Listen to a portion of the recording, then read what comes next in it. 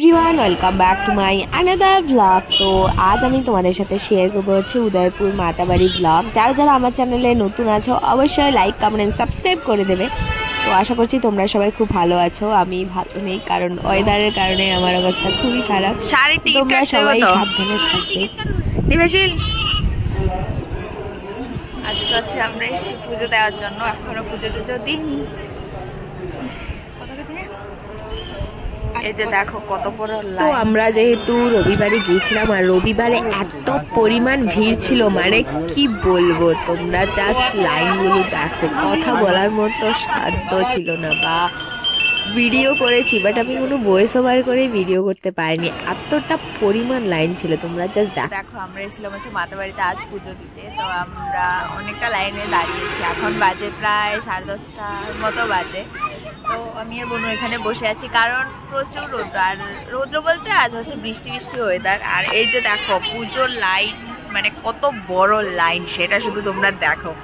তো যাই হোক, এই ছোট্ট করে একটা ব্লগ আপলোড করবো। তোমাদের যদি ভিডিওগুলো ভালো লেগে থাকে তাহলে অবশ্যই লাইক কমেন্ট সাবস্ক্রাইব করে দেবে। তো চলো। সানডেতে তো মানে এত পরিমাণ ভিড় ছিল আমি জানতামই না, কারণ এর আগের দিন আমি দাদার সাথে গিয়েছিলাম পুজো দিতে, তখন মানে এর পরের দিন যে আসবো ওটা জানতামই না। আগের দিনে তার জন্য এসেছিলাম, তখন আমরা বিকেলবেলা এসেছিলাম আমি আর দাদা মিলে। তো বিকেলবেলা এত পরিমাণ ভিড় ছিল না, পুরোটা ফাঁকা ছিল। আমরা অনেক ঘুরেছি, ঘুরে টুরে তারপরে গিয়েছি, মানে কোনো কিছু ছিল না। তো সানডেতে আনএক্সপেক্টেডভাবে মানে মামি ওরা আসছিলো, তারপরে বলছিল চল আমার সাথে। তো আমিও ওদের সাথে এলাম, কিন্তু বিশ্বাস করবে না এত পরিমাণ ভিড়। আমি ছোটোবেলা থেকে এত বছর মাতাবাড়িতে গিয়েছি, পুজো দিয়েছি, এত ভিড় দেখিনি। পুরো রাস্তা থেকে একটা দুটো লাইন না, মানে বোথ সাইডে দুটো দুটো করে লাইন, এমন লাইন আমি জীবনে দেখিনি। হয়তোবা ওই দিন রবিবার ছিল, তার জন্য হয়তো অনেকে পুজো দিতে এসছে, হয়তোবা এরকম সানডেতে লাইন হয়, আমি বেসিক্যালি জানি না।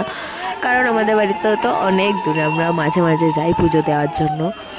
তো এরকমভাবে রবিবারে হয়তো সবাই পুজো দেওয়ার জন্য দূর দূরান্ত থেকে আসে, হয়তো বা অন্য কিছুও হতে পারে, কারণ এত লাইন তোমরা দেখতে পাচ্ছ ভিডিওর আশেপাশে কত লাইনগুলো দেখা যাচ্ছে। বাট এত বেশি লাইন ছিল না ওই দিন, কি বলবো। পুরো মানে মাতাবাড়ি তো এটা হচ্ছে মিডল সাইডটা, এটার পুরো 2-4 সাইডেই লাইনগুলো ছিল।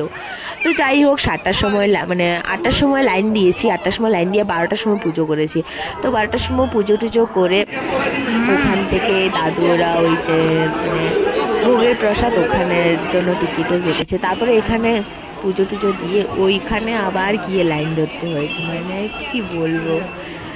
তো এই যে দেখো আমি আর মামি দাঁড়িয়েছিলাম লাইনের মধ্যে, রৌদ্রের মধ্যে। তো এখানে একটু একটু করে ভিডিও ক্লিপ তুলেছি আর তোমাদেরকে ভিড়টা জাস্ট দেখাচ্ছি। তো তোমরাও বলবে কারা কারা রবিবারে মার বাড়িতে পুজো দিতে গিয়েছো, ওটাও কিন্তু তোমরা বলবে। পুজো টুজো দেওয়া শেষ, এখন হচ্ছে নেমে যাচ্ছি আমরা। প্রায় আজকে প্রচুর পরিমাণে ভিড় ছিল। তো যাই হোক, এখন পুজো টুজো দেওয়া শেষ, চলে যাচ্ছি আমরা। তারপর চলে গেছিলাম কদবেল মাখা খেতে। বলছে নাকি 250 টাকার দাম, মানে মানুষকে লুটে পুটে খাবে। জীবনে শুনিনি কদবেলের দাম 250 টাকা। তারপর বললাম 50 টাকা দিলে খাবো, না হলে খাবো না। তারপর 50 টাকা দিয়ে দিল। দেন হচ্ছে পুকুরের ওখানে গেলাম, ওখান থেকে ফাইনালি আমাদের ঘোরাঘুরি শেষ। এখন মানে প্রসাদের এখানে আমরা প্রসাদ দিয়েছিলাম, যে মাতাবাড়িতে যেখানে প্রসাদ দেয় ওখানেই প্রসাদ নিয়েছিলাম।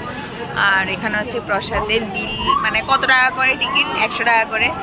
তো এই হচ্ছে মাতাবাড়ি পুরো ব্লগটা। তোমাদের ভালো লাগলে অবশ্যই লাইক কমেন্ট সাবস্ক্রাইব করতে একদম ভুলবে না। তো দেখা হচ্ছে তোমাদের সাথে নেক্সট ব্লগে।